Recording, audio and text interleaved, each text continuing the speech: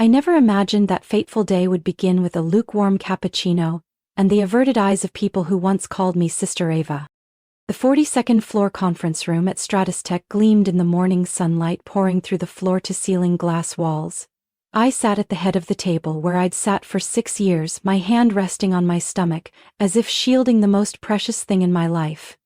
A tiny being just 11 weeks old. The company's CEO and my husband, Brandon Cole, rose from his ash-gray leather chair. His voice was icy. "Ava Cole, your employment at Stratostech is terminated, effective immediately." I thought I'd misheard, but the confused looks from the board members and the synchronized rustling of documents confirmed what I couldn't believe. I stood, my palms clenched. "Brandon, I'm pregnant." He let out a low laugh. A cold, mocking chuckle echoed across the quiet room. "What a coincidence, isn't it?" Then he gestured toward the 2 security guards waiting by the door.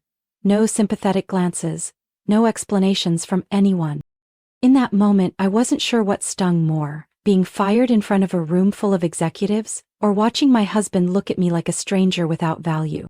I searched the room for some kind of anchor, but all I saw was Jessica Rhodes, Brandon's executive assistant, seated close beside him, gently stroking her flowing blonde curls and smiling as if enjoying a perfectly staged play.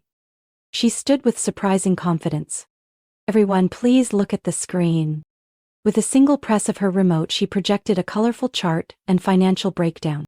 Under Ava Cole's leadership, the operations division has declined in performance for 3 consecutive quarters. Brandon asked me to audit all the data, and the result? She glanced at me, smirking. "Shows clear evidence of serious data manipulation." I was speechless. "Those numbers are wrong. I submitted the original reports just 2 days ago. The data was completely different." Brandon cut in, sliding a folder across the table toward me. "We checked your computer. There's evidence showing you altered files to hide your department's decline." I didn't even look at the folder. I knew the truth. And I knew whoever tampered with that data. It wasn't me. I turned toward Thomas Greer, Stratostech's largest investor, someone who had trusted my strategic mind for over 8 years. "Thomas, you know I'd never do that." He looked down. He couldn't meet my eyes. "The board has voted, Ava," Brandon said, emotionless. "You no longer align with Stratostech's vision. Truthfully, you've been a liability for a while." A strange coldness settled over me. Each second that passed revealed the shape of a calculated strategy. A purge, planned, rehearsed, complete with a replacement fake evidence, and the silent consent of the entire board. "Brandon, we need to talk in private. There are things the board doesn't know." He shook his head without hesitation. "Jessica's been managing your work for months now. Everything's been running smoothly. The board just confirmed her as the new official COO." Jessica stepped forward, holding out her hand. "Please surrender your access card and company laptop. It's company policy for departing senior executives." I removed my badge from around my neck, unplugged my charger, and placed everything on the table. Jessica leaned in and whispered sweetly, "He never loved you. You were just a tool, until someone better came along." As the conference room doors opened and the guards stepped in, I realized the game had started, and I had no intention of losing. I exited the ground floor elevator, my heels clicking sharply on the granite floor like a countdown clock. No one in the lobby dared look at me. The same co-workers who once called me the operations queen now kept their eyes glued to screens or hurried past, avoiding any contact. The guards politely escorted me to my car. Before I shut the door, one of them spoke. "Good luck, Miss Ava." I turned back with a faint smile. "Thanks, I won't be needing luck." Once the door slammed shut, the silence hit me. My belly gave a small pang, as if to remind me I wasn't just fighting for myself anymore. I didn't cry. The pain had passed beyond tears. What remained was a chilling clarity, and a plan, just beginning to form. I didn't drive home. I took a different route, to the only place Brandon had never been. An 18th floor apartment at Edgeview Complex I'd used for overnight work sessions for years. No ties, no trace, no link to Stratostech. Remember. Inside the dim room, I powered up my private computer system, completely separate from anything company issued. While it booted, I opened a hidden wall panel concealing a locked file cabinet. I pulled out a thick black binder labeled Core IP-Ava Grace Morgan. Inside was everything. Initial schematics, coding journals, emails with the patent office, and, most important, the official patent filing for the NovaSync algorithm under my maiden name, Ava Grace Morgan, submitted before Stratos Tech even existed. That algorithm had powered the data system Brandon used to attract his first investors. I remembered what he once told me, back when we worked out of a cramped Austin rental. "You're the brain, I'm the mouth, we'll conquer the world together." Now it was clear. When the brain stopped being convenient, he dumped it like a broken update. My private phone buzzed, an encrypted message. "Everything's playing out as you predicted. I'm still watching from inside. Kate." I knew exactly who Kay was. One of the lead engineers I'd mentored, still embedded on the development team. Only 3 people I trusted completely. Kay was one of them. I replied, "Start collecting system logs. Focus on admin account access from Jessica's ID." Leaning back, I gently touched my belly. They thought I'd disappear quietly, but I don't play by their rules. I wrote the code their empire runs on. At that moment, an anonymous email arrived in my backup inbox. Subject: Brandon is fast-tracking the sale of Stratos Tech. Body: Global Core has received the acquisition proposal. Public announcement expected within 48 hours. I clenched my jaw. Not only had they kicked me out, they were planning to sell the entire system, including my algorithm, to an international conglomerate. Brandon thought if he moved fast enough, I wouldn't catch up. But he forgot one thing. I never needed time to strike back, just a good reason. Now I had everything. On screen, download complete, standalone backup ready for deployment. I texted my personal attorney, an old Stanford friend, an IP law specialist. Initiate emergency injunction filing. All docs are uploaded to the private cloud. Request a private hearing within 24 hours. Then I opened a file labeled Contingency Protocol. The screen lit up with documents, videos, and server logs. Evidence of Jessica's data tampering and unauthorized access stretching back months. Brandon had already lost, he just didn't know it yet. And Jessica, the woman who whispered, "You're only useful until you're not," was about to learn what expired really means. I leaned back, no longer angry, just resolute. In the quiet of my 18th floor sanctuary, I whispered, "The game's on, Brandon, and this time, I write the rules." I turned on the desk lamp, golden light casting long shadows over the documents, arranged like a short-term maze, but one with perfect logic. Each folder clearly labeled: Patent, Ava G. Morgan, NovaSync Development Timeline, Licensing Agreements, Stratos Tech. Every word a puzzle piece for the courtroom showdown. My encryption software finished syncing with the private server in Boston, my server. I unlocked my phone and dialed. "Caroline, Phase 1 begins." Caroline Foster, my IP lawyer and best friend from college, answered with her usual calm voice. "It's time. They're trying to sell the entire system to Global Core within 48 hours. NovaSync is at the center of it. If that deal goes through, they won't just steal my work. They'll validate it with a contract worth hundreds of millions. I'll file the emergency injunction first thing tomorrow, Ava. But I need one more thing. Proof that Brandon knew the patent was under your maiden name." I nodded as if she were in the room. I saved every email from when I first sent him NovaSync's prototype. I've got the 2016 receipt from the patent office too, back when I signed as Ava Grace Morgan. Perfect. I'll prepare the petition and request a temporary restraining order. We'll include evidence of IP infringement, especially since they knew and still used it. Caroline, one more thing. I need a hearing within 24 hours. That depends on the judge, but I'll call in a favor with Judge Everett's office. He used to be my professor at Yale. I exhaled, feeling a flicker of relief for the first time in hours. If you can just buy me 48 hours, Caroline, I'll take care of the rest. And Ava, be careful. Brandon won't just sit back and let this slip away. I never expected him to. After the call, I opened my safe and pulled out an external hard drive. Inside it was the original, unedited NovaSync code. Handwritten and scanned back when I was still working out of my mother's garage.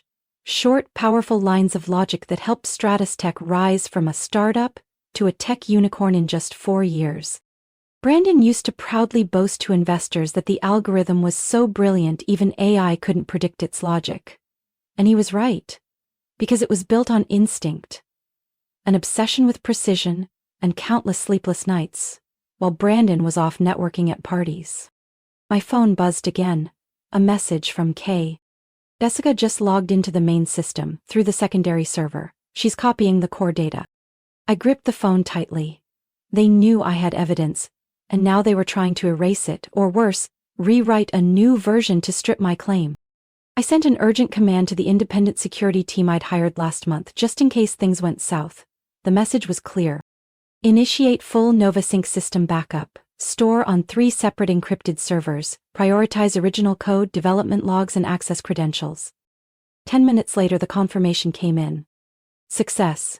All data has been backed up and frozen, cannot be modified without original key from Ava Grace Morgan.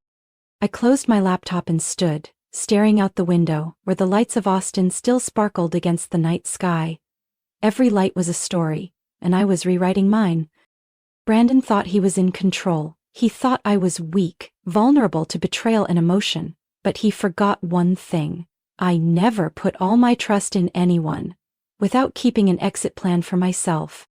I hit submit on the legal platform, tagging the filing as urgent hearing request within 24 hours. Then I returned to the small bedroom, laid my hand gently on my stomach and whispered, I promise, you won't be born into a world where justice is forgotten. Outside the window, the stars still shone bright, and inside me, a fire burned fiercer than ever. The press conference took place at Stratos Tech's headquarters. Sleek, polished, and cold. Every banner carried the spiral logo I had once designed. Now, everything had been twisted to serve Brandon Cole's agenda, and his newly polished PR team, including Jessica, always a half step behind him like a high-end shadow. I watched from the 18th floor apartment, curled up with a pillow on my lap, one hand instinctively resting on my belly. The morning sickness had eased, but the ache remained. Less physical, more emotional. From watching betrayal broadcast live. Thank you all for coming, Brandon began, his familiar voice tinged with a calculated rasp, just enough to sound sincere. Stratotech has recently undergone some changes in leadership. He paused, casting a look that feigned regret. We're sad to announce that Ava Cole, co-founder and COO, has officially stepped down due to personal and health reasons. The camera panned to Jessica, who nodded solemnly. Brandon continued, his face somber like he'd just lost a family member. Ava contributed greatly in the early stages. However, recent concerns over her emotional stability, especially after discovering serious internal data breaches, led the board to make this difficult decision. I leaned back in my chair, eyes locked on the screen. So they played the emotional instability card, an old trick used to strip women of power under the guise of concern. To protect shareholder interests, the board has appointed Jessica Rhodes, who has quietly led the operations team for months, as the new chief operating officer. Jessica stepped up, voice soft like a speech rehearsed 100 times. I know I can't replace Ava, but I believe I can carry on the mission we once shared. Every word was a velvet slap, just sharp enough to sting, leaving no bruise. Just then my phone vibrated. A message from Caroline flashed on the screen, short and razor sharp. Injunction granted. Media will have the notice within 3 minutes. Get ready. I opened a new tab and logged into the Tech News Network, and there it was, an urgent banner crawling across the screen in red. Austin District Court issues temporary injunction against Stratos Tech use of NovaSync. Patent belongs to Ava Grace Morgan. The press room erupted. A reporter stood up, phone raised. Mr. Cole, can you confirm reports that the court has issued an injunction halting the use of NovaSync due to an ownership dispute? Any comment? Brandon faltered, for a second, but long enough for every camera to catch it. I haven't received any official legal notice yet. But Ava Grace Morgan, Ava Cole's legal name, has been confirmed as the registered patent holder since 2016. Does that mean your company has been using the technology without permission? Jessica turned pale, her hand gripping the edge of the podium. Another reporter jumped in. If the core tech is frozen, will the pending Global Core acquisition be affected? There are rumors Global Core is now reevaluating the deal. The air drained from the room. Brandon clutched the mic, voice cracking. We will cooperate with authorities to clarify the situation. Right then the screen behind the stage changed. Someone in the control room, probably Kay, had queued up an old video, me and Brandon, in that garage back in 2016. I was explaining the NovaSync framework and he nodded along, then said the words I'd never forget. "You're a genius, Ava. This algorithm is going to change supply chain management forever." The room went silent. Brandon spun around, pale. I sat watching, calm, and allowed myself a small smile. Another step complete. More battles ahead, but today the world knew I hadn't disappeared. I was reclaiming what was mine. That evening I sat in my tiny kitchen, one hand wrapped around a mug of ginger tea, the other scrolling through legal updates and cybersecurity reports. Every email, every document, another brick in the wall Brandon would never get past. The doorbell rang. I thought it was a delivery, but the security cam showed something that froze me for a beat. Jessica Rhodes. No designer dress, no smug smile, just pale skin, plain clothes, and eyes that darted like she was running from herself. I didn't open the door immediately. I pressed the intercom. "I don't take visitors without an appointment." Her voice cracked with urgency. "Please, Ava, I have no one else to trust. I have something you need. And you're the only one who can help me." I opened the door but didn't invite her in. We stood in the entryway bathed in soft yellow light and quiet tension. "Talk. I don't entertain traitors." Jessica pulled out a flash drive and a folder sealed in a plastic sleeve. "It's a recording of a call between Brandon and a Global Core rep. He's rushing the sale knowing full well NovaSync isn't theirs." I crossed my arms, eyes locked on her. "And why would I believe you? You said I was only useful until I wasn't." "I was wrong.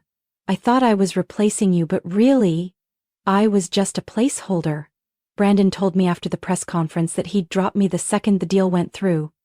"Just hold the title to keep investors calm," he said. "So you're here because you got played, not because your conscience kicked in?" She didn't deny it, just nodded, small but firm. "I'm not pretending. But I have proof, and I'm willing to cooperate, as long as you give me a shot not to go down with him."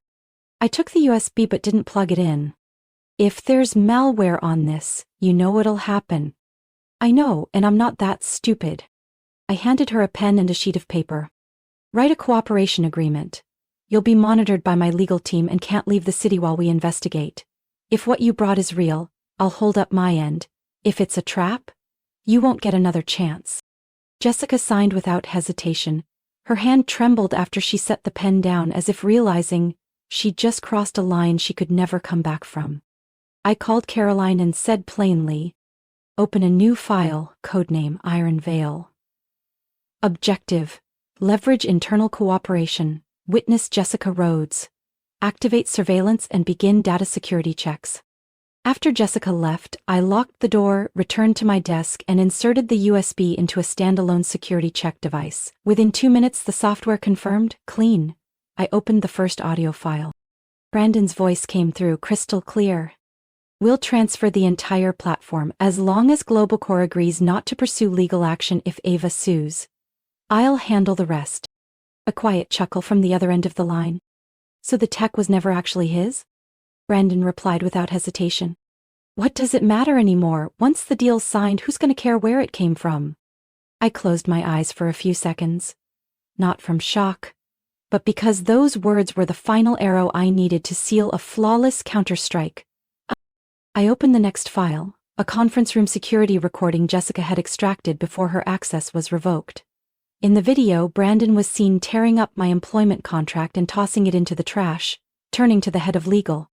"Wipe everything tied to Ava, even traces in the source code." I didn't smile, I simply drafted an email to Caroline and the strategic PR team. "Prepare response press conference, send a letter to Global Core, include the audio file, and IP registration. Have our attorney release it within 12 hours. I stood up and walked out to the balcony where the June breeze swept in, cool and sharp against the summer heat. Below, the city lights flickered like the world was watching, waiting for the end of a battle they only half understood. I placed a hand on my belly and whispered, "You're about to see what your mom can do, and I won't back down, not this time." I had just returned from a meeting with the legal team when my phone started buzzing non-stop. 3 missed calls from the bank, 2 alert messages from the insurance portal. and one urgent email from my personal accountant. I opened the email first, and just reading the first line, I knew Brandon had made his move. Your bank accounts have been temporarily frozen due to a legal request from Tech regarding an asset ownership dispute. Then came the notice from the insurance company. My premium healthcare plan had been terminated effective immediately. Reason: no longer eligible under corporate policy terms. I scoffed, half amused, half disgusted. Still going with the cheap tricks, Brandon? My phone rang again. An unknown number. I answered calmly. This is Ava Morgan. Brandon's voice came through, disturbingly composed. You've been busy. So has my legal team. If you're calling to apologize, it's too late. I'm not calling to apologize, I'm offering you a reasonable choice. I said nothing. He continued. You're pregnant, unemployed, uninsured, and clinging to a couple of old papers and a fuzzy recording. In a few weeks you'll run out of resources. Meanwhile, I'm still in control. I raised an eyebrow, silent. So, here's the deal. Drop the lawsuit, sign a resignation with a confidentiality clause, and you'll receive a severance package generous enough to live comfortably for a few years. In return, you stay silent. The baby gets a stable life, instead of growing up in a mess of public court battles. I gripped the phone tighter, my palm ice cold. You really just used the baby to negotiate with me? Brandon chuckled, softly, like sharing a private joke. No, I'm just stating the facts. You should choose the path with the least damage, for both of you. I ended the call without another word. Immediately I forwarded all bank and insurance alerts to Caroline with one line. Brandon made his move. Accelerate the hearing, trigger emergency protocol. 10 minutes later she called back, her voice low and firm. The court has accepted our request to expand the injunction. I've also submitted an emergency appeal to Judge Everett, citing witness intimidation and financial interference. But most importantly, Ava. He's fast-tracking the shareholder meeting to finalize the sale, within 36 hours. I'm guessing he wants to close before the court limits his authority. Exactly. I'm reaching out to Global Core now to warn them of the legal risks if they proceed with a disputed deal. But if Brandon convinces them you're unstable or lack solid proof, they might take the gamble. I sat in silence for a moment. Then we need something undeniable, a hit so heavy no one dares move. Caroline asked slowly. Can Jessica provide anything else? Yes, but I need to verify it first. I'll meet with her tonight. After the call I opened the file, from Jessica. A video clip from a closed-door meeting, where Brandon instructed the tech team to wipe all records linking me to NovaSync. It got boring. On the screen his voice was crystal clear. Make sure there's not a single line of code left tied to Ava. If there is, erase it. She'll have nothing to fall back on if it's all gone. 1 second later my expression hardened. I knew exactly what to do. I sent the video to Caroline with one message. Began legal violation report. Intentional destruction of evidence. We go all the way. Then I sent an email to the last person on my list of potential allies. Noah Stern, an independent investor who had walked away from Tech after disagreeing with Brandon's leadership. Subject line: you need to see this, before you back the wrong side again. With every step I wasn't just protecting myself, I was tearing down the wall Brandon built out of power and deception, and I would be the last one standing in the rubble. I stepped out of the car at the executive entrance of Tech, holding a copy of the court order and a hard drive full of evidence. A rare chill blew through the marble hallway despite the sticky summer heat. Beneath my tailored navy blazer my baby bump was now visible. A living rebuttal to the burden Brandon claimed I was. I didn't try to hide it. Today I wanted everyone to see the truth. A woman once discarded, now returning to claim everything. Noah Stern was waiting by the elevator, nodding at me like a soldier ready for battle. The board's in closed session. Brandon's presenting his final pitch. He thinks he's already won. I gave a faint smile. Then let's wake him up. The elevator opened on the 50th floor right outside the main boardroom where all the directors and Global Core reps were seated around a long wooden table. Through the glass I could see Brandon speaking animatedly. Jessica beside him nodding on cue like she hadn't betrayed him hours ago. When I pushed open the doors every head turned. Brandon froze mid-sentence, color draining from his face. Ava, you don't belong here. I held up the documents, my voice steady. Under the order of the Austin District Court, not only do I belong here, I'm obligated to prevent the unlawful transfer of my intellectual property, specifically the NovaSync algorithm. I stepped to the center, handed the injunction to Chairman Greaves, then turned to GlobalCore's lead counsel. Any transaction executed after this order is considered void and may constitute a federal offense. The air turned thick. Brandon rushed forward, cutting me off. She's making this up.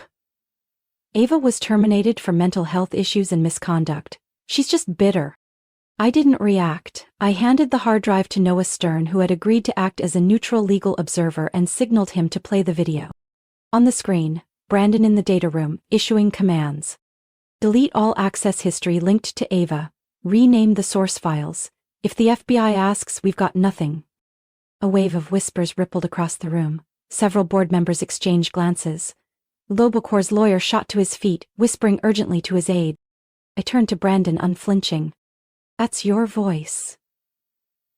And that, ladies and gentlemen, is evidence tampering, a federal crime.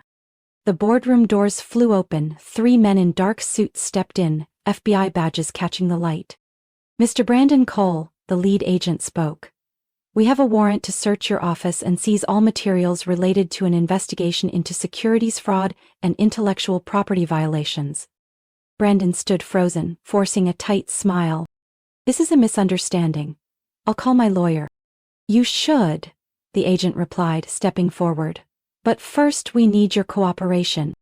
As 2 agents approached, Brandon lunged toward Jessica's open laptop, likely to destroy the financial reports still on screen. Don't touch that, I shouted. One agent blocked him and pushed him into a chair. Brandon screamed, face twisted with rage. You're ruining everything. You'll regret this. I stepped closer, voice calm and ice cold. No, Brandon, I'm fixing everything. And the truth never needs an apology.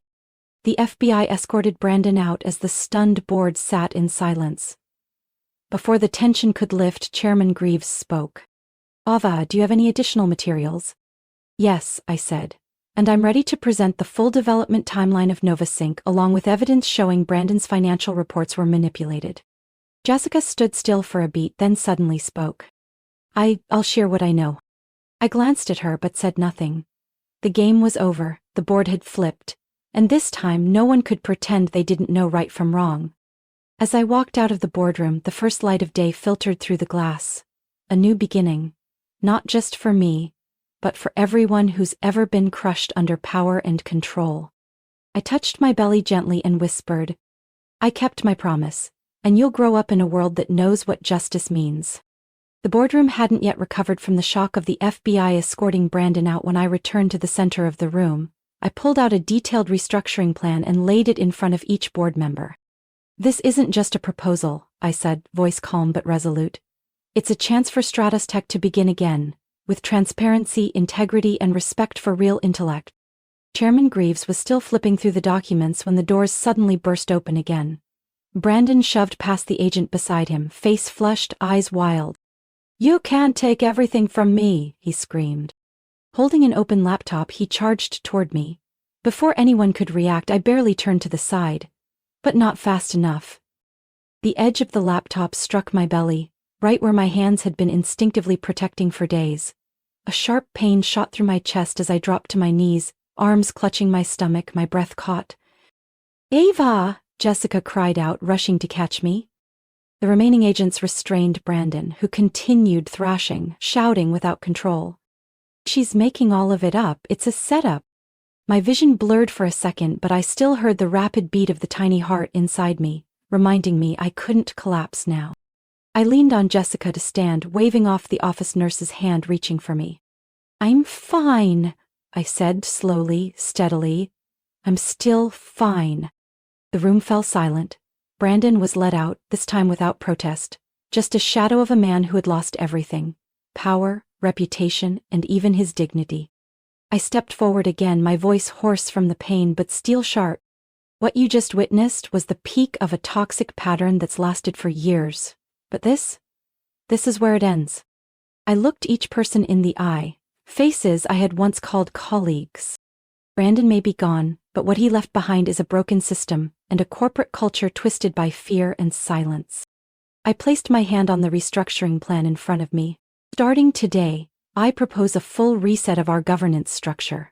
Transparent systems, independent oversight, and above all, respect for people and ideas. Jessica stepped up behind me, speaking with more sincerity than I'd ever heard from her. I've seen the collapse from the inside. If we don't change, Stratus Tech won't survive the next year. Ava has a plan, and I'll stand with her. If the board permits it. A few board members exchanged glances, then Chairman Greaves nodded slowly. I motioned for an immediate vote. I stepped back to my seat, hands still gently on my lower abdomen. The pain had eased, but the cold dampness down my back warned me not to ignore it. The vote was held in silence. Final result: 9 in favor, 1 abstention, 0 opposed. Restructuring plan approved, Greaves announced. Ava Morgan will serve as executive advisor and head of reconstruction until a new board is formed. I bowed my head, whispered a quiet thank you, then turned to Jessica, the woman who once tried to replace me, now standing with me at the most critical moment. As I prepared to leave the room, the corporate medical response doctor approached. Miss Ava, we need to take you to the medical center for a pregnancy checkup. That impact was not minor. I nodded without protest. But first, I turned to the room, looking at every face. I want you all to know, today isn't the ending, it's the beginning. I walked slowly down the aisle of chairs, every step heavy, but filled with pride. The glass doors closed behind me, and I knew. This fight wasn't over, but I had just claimed the most important victory: control over my future and my child's. 3 weeks after Brandon's arrest, his name appeared on the front page of every major business outlet, not as the visionary CEO of the next tech generation he once claimed to be, but under a cold headline: Brandon Cole officially indicted for securities fraud, evidence tampering, and endangerment of a pregnant woman. The preliminary hearing moved quickly. With the mountain of irrefutable evidence from both Jessica and me, his bail was denied. His legal team requested medical treatment in lieu of detention, but Judge Everett gave a slight nod before rejecting it outright. A person who cannot distinguish right from wrong isn't a patient. He's someone who chose wrong, again and again. At the same time, I returned to headquarters, not as a former COO, but as Chief Innovation Officer, a new role the board created to rebuild from the ground up. But the first thing I did wasn't call a meeting. I changed the name. Stratus Tech's, a name once full of ambition, now tainted by manipulation and betrayal, was replaced with something simpler and deeply personal. Gravemind Innovations, a fusion of my former last name, Morgan, and the word gravitas, symbolizing integrity and accountability.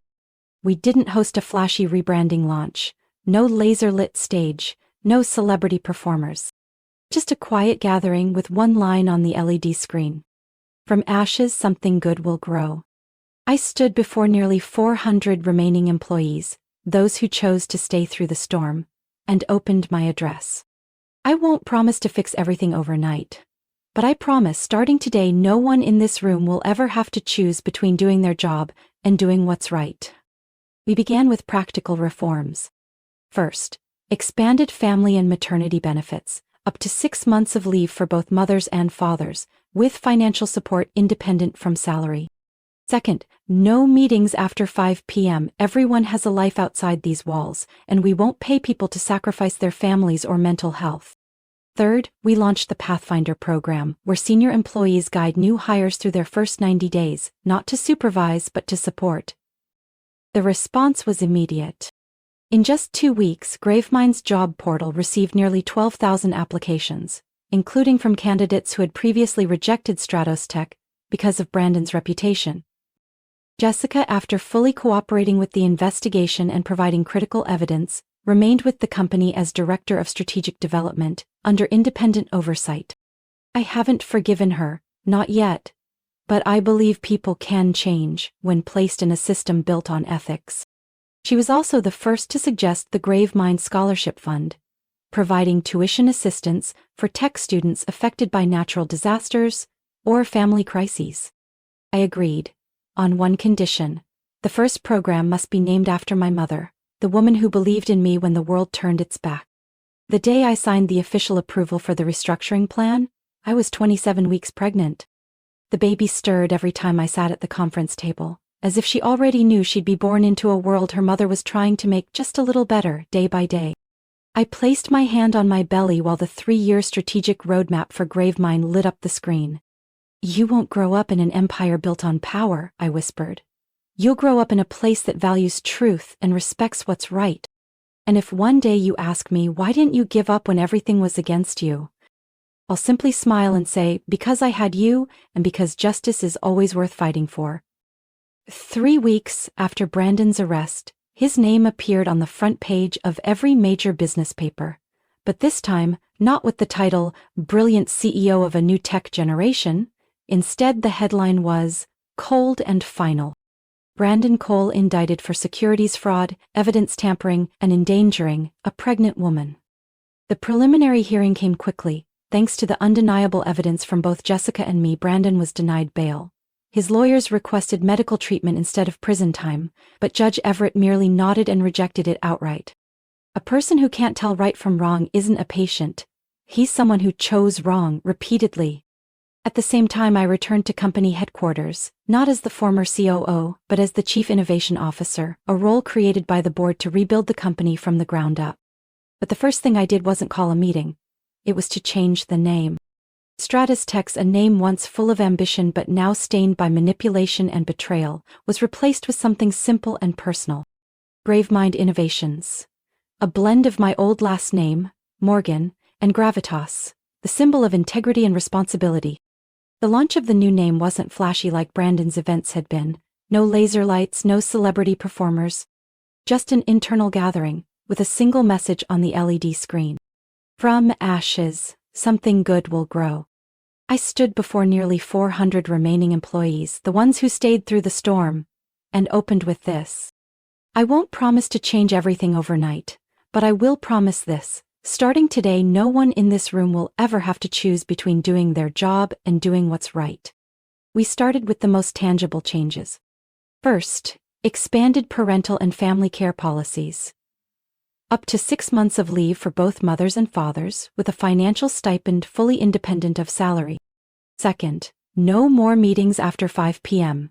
Everyone has a life outside this building, and we don't pay people to sacrifice their families or mental well-being. Third, the launch of the Pathfinder program, where veteran employees support new hires during their first 3 months, not to monitor but to guide. The ripple effect was fast.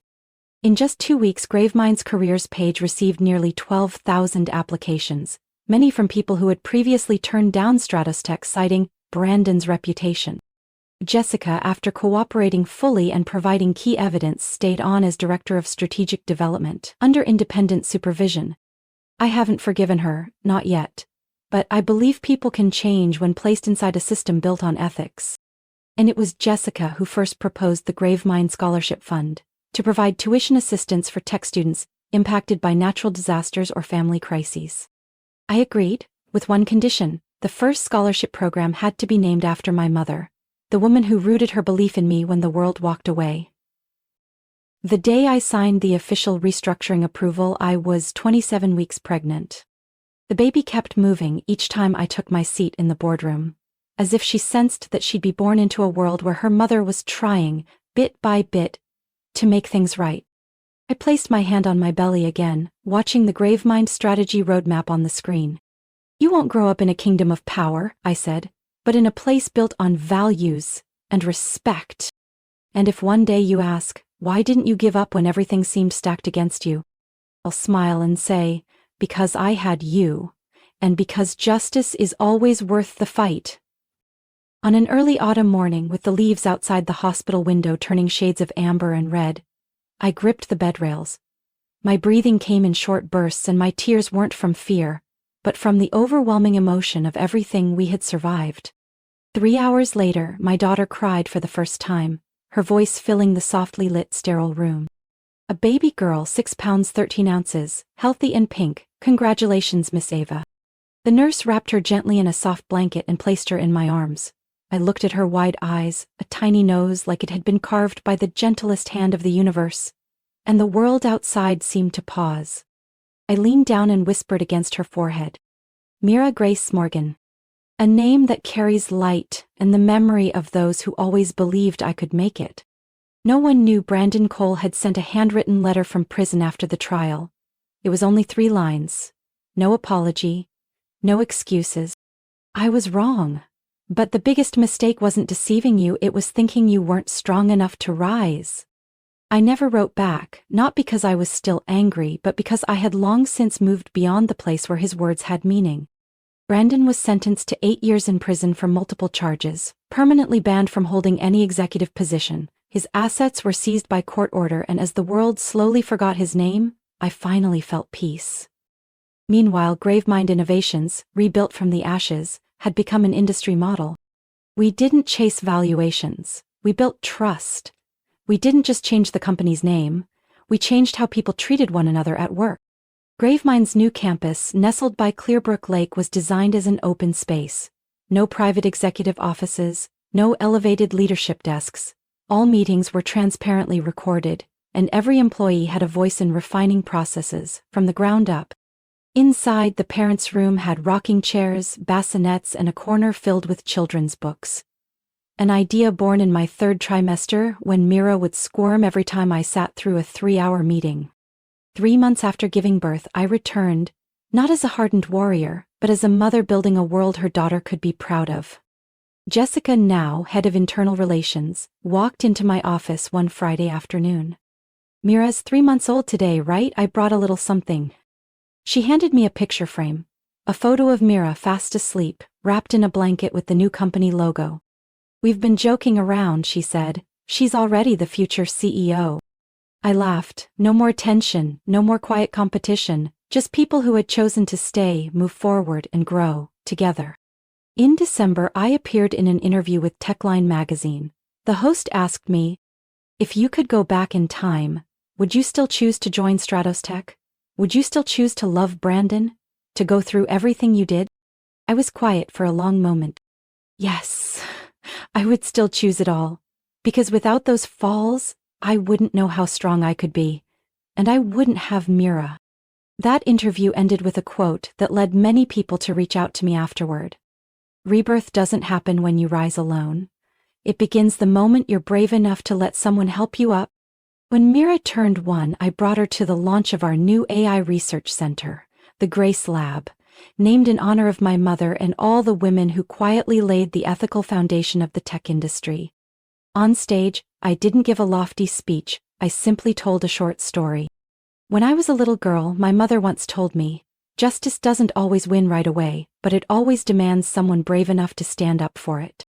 I held Mira in my arms and lifted her up for everyone to see, as applause echoed and flashbulbs lit the room.